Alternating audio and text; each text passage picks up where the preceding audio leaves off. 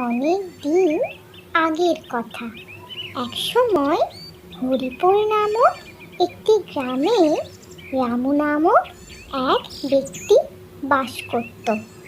এক কন্যা ও স্ত্রীকে নিয়েই তার সংসার।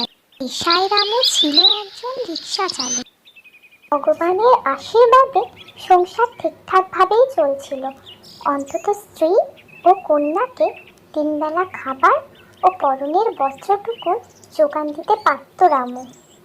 কিন্তু হঠাৎ করে রামু যক্ষা রোগে আক্রান্ত হয়ে যাওয়ায় অনেক দিন সে তার রিক্সাটি নিয়ে বের হতে পারেনি। এই জন্য সংসারে অভাব নেমে এলো। গিন্নি, ও গিন্নি, এই অবেলায় গিন্নিটা আবার কোথায় গেল? যাই, ওখানে গিয়ে একটু বসা যাক। তা বলি এত চেঁচাচ্ছ কেন? কোথায় গেছিলে গিন্নি? বিনিদের বাড়ি গেছিলাম, পাছে কিছু চাল পাই, মেয়েটাকে রাত্রিবেলা একটু ভাত রান্না করে দেওয়া যেত। তা দেখি ওরাও নেই। দেখো গিন্নি, এভাবে আর কদিন চলবে? আমি বরং আজ থেকেই রিক্সা নিয়ে বেরিয়ে যাই, পাছে কিছু টাকা আসবে। সে তুমি বেরোবে ঠিক আছে, কিন্তু আজ আর বেরিও না। এমনিতেই সূর্য প্রায় ডুবতেই যাচ্ছে। কালবৈশাখীর দিনে এই সময়ে না বেরোনোই ভালো। তুমি আমার জন্য চিন্তা করো না গিন্নি, আমি ঠিকই থাকবো। তুমি রেনুকে নিয়ে সাবধানে থেকো। ওই দেখো, বলতে বলতেই রেনুমা চলে এসেছে।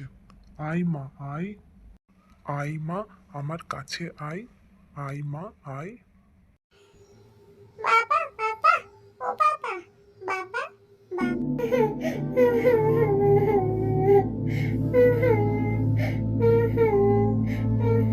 এ কি মা, তুমি এত কাঁদছো কেন? বলো আমাকে। বাবা, তুমি জানো আমার সমস্ত বন্ধুরা পয়লা বৈশাখ উপলক্ষে নতুন পোশাক কিনেছে। আমার কি নতুন পোশাক হবে না বাবা? না মা, তোমাকে বছরের প্রথম দিনে পুরনো পোশাক পরতে হবে না, কথা দিলাম তোমায়। গিন্নি, আমি বেরোলাম, ঠিক আছে? তোমরা সাবধানে থেকো। দুগ্গা দুগ্গা। এই বলে রামু তার রিক্সা নিয়ে বড় রাস্তার দিকে রওনা দিল। অন্যদিকে অমল, বিমল, কমল ও অমলের সদ্য বিবাহিতা স্ত্রী চারজন মিলে তাদের বাড়ি থেকে বেশ খানিকটা দূরে একটা মেলা দেখতে গেছিল। তারা মেলা দেখতে দেখতে এতটাই বিভোর হয়ে গেছিল যে সূর্য যে অস্ত যাচ্ছে সেদিকে তাদের কোনো খেয়ালই ছিল না। কখন থেকে বলছি লিনা, বেরিয়ে চলো, দেরি হয়ে যাচ্ছে, আর ঘুরতে হবে না। কে শুনে আমার কথা? একটু হাতে সময় নিয়ে বেরোলে তো রাস্তার মাঝে এভাবে দাঁড়িয়ে থাকতে হতো না। দাদা, তুমি বৌদিকে অযথাই দোষ দিচ্ছ। বৌদি কি করে জানবে বলো তো যে বিকেল হয়ে যাওয়ার পর আর কোনো যানবাহন পাওয়া যাবে না? ওই তো কমল আসছে। কি হলো কমল, কিছু কি সন্ধান পাওয়া গেল? না বড়দা, কোথাও কোনো যানবাহনের দেখা মিলল না। এবার মনে হচ্ছে আমাদের হেঁটেই রওনা দিতে হবে। হেঁটেই যদি রওনা দিতে হয় তাহলে চলো দাদা, আমরা সামনের দিকে এগিয়ে যাই, পাছে যদি কিছু পাওয়া যায়। হ্যাঁ হ্যাঁ, চলো। আর হাঁটতে পারছি না, দয়া করে তোমরা কিছু ব্যবস্থা করো। এইভাবে এখনো এতটা রাস্তা হেঁটে যাওয়া যায় নাকি? ও লিনা, দেখো, দেখতে দেখতে তো রাত হয়ে গেল। আমাদের এইভাবেই বাড়ি যেতে হবে।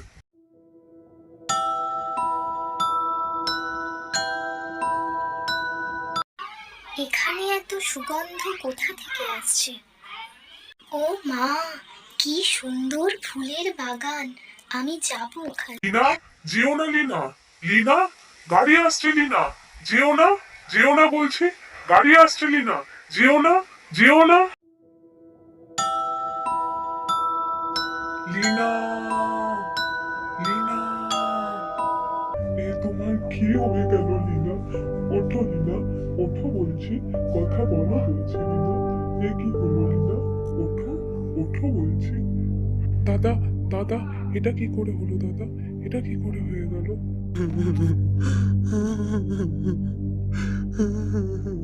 বৌদি!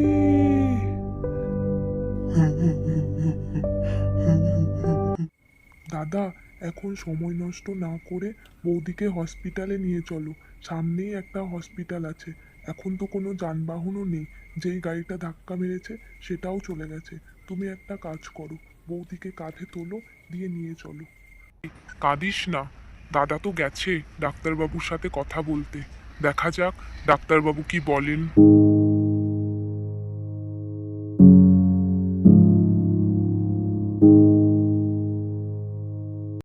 তোদের বৌদি আর নেই ভাই, তোদের বৌদি আমাদেরকে ছেড়ে চলে গেছে।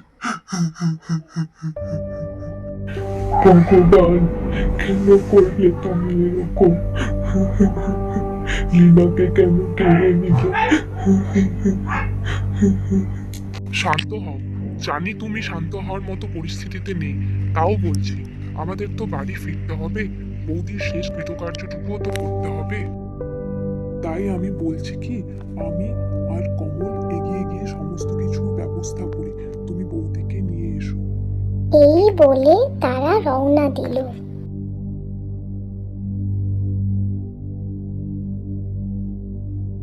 এর কিছুক্ষণ পর অমল তার মৃত স্ত্রীকে নিয়ে হসপিটাল থেকে বেরিয়ে যায় এবং বড় রাস্তায় গিয়ে রাস্তার ধারে অবস্থিত একটা বটগাছের নিচে তার স্ত্রীকে শুইয়ে দেয় এবং সে নিজে রাস্তার মাঝখানে দাঁড়িয়ে থেকে যানবাহনের জন্য অপেক্ষা করতে থাকে। তখন থেকে দাঁড়িয়ে আছি, রাস্তায় কোনো যানবাহনের দেখা মিলছে না। কিভাবে যে বাড়ি যাব কিছুই বুঝতে পারছি না। ওই দূরে মনে হচ্ছে একটা রিক্সা আসছে, দেখি ওটাকে আটকায়।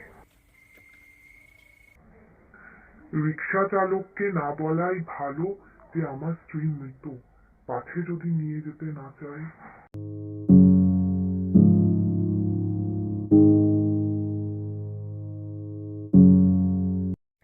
বলছি দাদা, ঈশ্বরপুর যাবেন?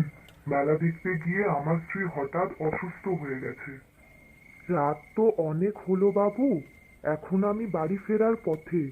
বাড়িতে স্ত্রী ও মেয়ে আমার জন্য অপেক্ষা করছে। আপনি বরং অন্য কাউকে দেখে নিন। দোহাই দাদা আপনাকে, আপনি আমার কথা নাইবা ভাবলেন, অন্তত আমার অসুস্থ স্ত্রীর কথা ভেবে চলুন।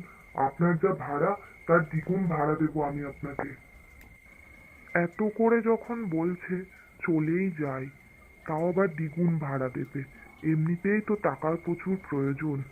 বেশ ঠিক আছে বাবু, যান আপনার স্ত্রীকে তুলে নিয়ে আসুন।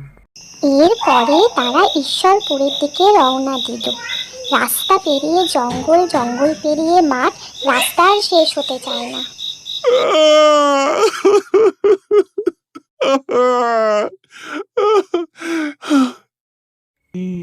আপনার ঈশ্বরপুর চলে এসেছে।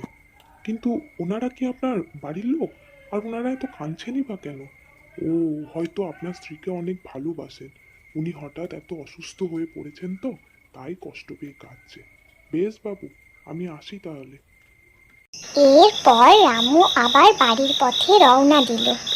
তখন প্রায় মধ্যরাত্রে। রাস্তার দুপাশে ঘন জঙ্গল। হঠাৎ করে রামু লক্ষ্য করলো যে তার সামনে দিয়ে কেউ একজন হেঁটে হেঁটে যাচ্ছে। আরে এটা কে? তখন থেকে লক্ষ্য করছি আমার সামনে দিয়েই হেঁটে চলেছে।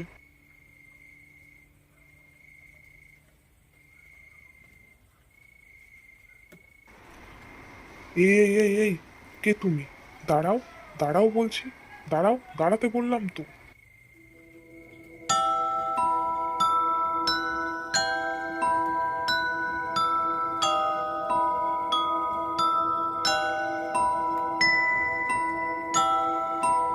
এই মেয়ে, দাঁড়াও, দাঁড়াও বলছি, দাঁড়াও বলছি। কোথায় যাচ্ছ তুমি? দাঁড়াও। এই, কে তুমি? আর কেনই বা তখন থেকে আমার সামনে দিয়ে হেঁটে চলেছো? কেন? আমাকে চিনতে পারছিস না তুই? আরে, এ তো পেতনি। খবরদার আমাকে পেতনি বলবি তো তোকে মেরে আমি তোর রক্ত খেয়ে নেবো।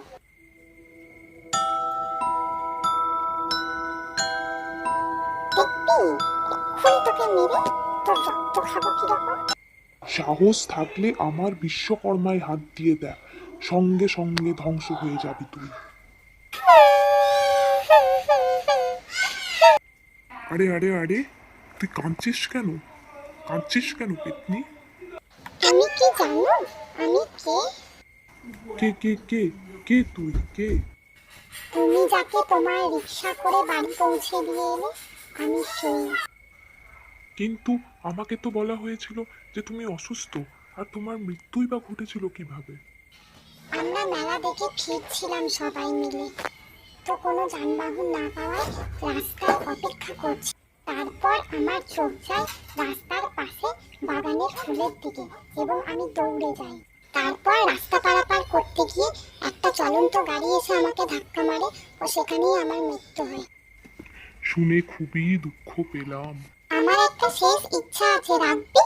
ওই বাগান থেকে আমাকে একটা ফুল এনে দিবি, তাহলে আমার আত্মা কোনোদিনও শান্তি পাবে। বেশ, এনে দিতে পারি, একটা শর্তে। তোকেও কথা দিতে হবে তুইও কোনোদিনও কারোর ক্ষতি করবি না, আর চলে যাবি এখান থেকে। আমি কোনোদিনও কারোর ক্ষতি করব না রে, চলে যাব, অনেক দূরে চলে যাব। তুই দাঁড়া এখানে, আমি তোর জন্য ফুল নিয়ে আসছি।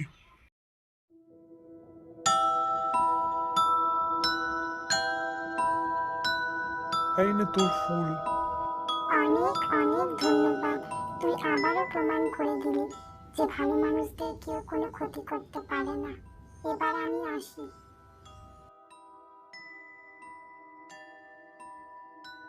পর রামুর বাড়ি ফিরতে প্রায় সকাল হয়ে যায়। বাড়ি এসে রামু তার গিন্নিকে সব কথা বলে, এবং তার গিন্নি তো খুবই ভয় পেয়ে যায়। এরপর থেকে রামু আর কোনোদিনও সন্ধ্যার পর রিক্সা নিয়ে বেরোতো না। এখানেই আমার গল্পটি শেষ হলো। ভালো লাগলে অবশ্যই জানাবেন। চলে আসবো পরবর্তী গল্প নিয়ে। ভালো থাকবেন সবাই।